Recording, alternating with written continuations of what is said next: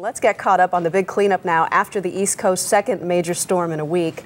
Yesterday's storm was big enough to set all-time snow records in several cities.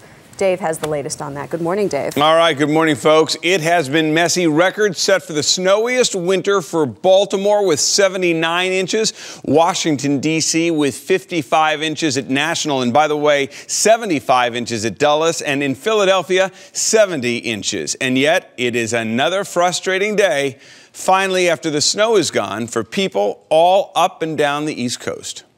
The second massive snowstorm to hit in a week left the East Coast paralyzed, and those hoping to travel the Northeast Corridor didn't get very far. Some airports remained open Wednesday, even though most flights had been canceled, and those cancellations were felt by travelers all across the country. I will go pretty much anywhere in the tri-state area, trying to get to Philadelphia International, LaGuardia, Newark, JFK, any place. It doesn't really matter to me. I just want to get out there. All aboard, please. Some detoured air travelers headed for the trains, only to find delays and frustrations as Amtrak cut back service between Boston and Washington.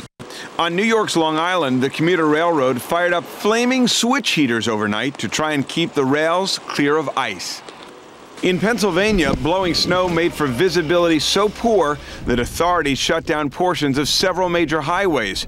Among the worst crashes reported were two pileups in western Pennsylvania involving 25 vehicles that left one man dead and more than a dozen injured. Utility crews worked around the clock trying to restore power to tens of thousands of customers, some who've been without electricity since last weekend's blizzard. I mean, we're used to 3-inch, 6-inch storms, maybe one of these a year, but this is the third one in this season, and possibly another one coming up. Now, this is crazy. Keep in mind the problems aren't ending anytime soon. All of this begins to melt as temperatures climb into the mid-30s, then refreezes at night, blowing snow in many cases, with winds today gusting upwards of 30 miles per hour, and the possibility into next week of more snow. That's into next week, far away at this point, but we'll keep our eyes on it, folks. Thanks very much, Dave.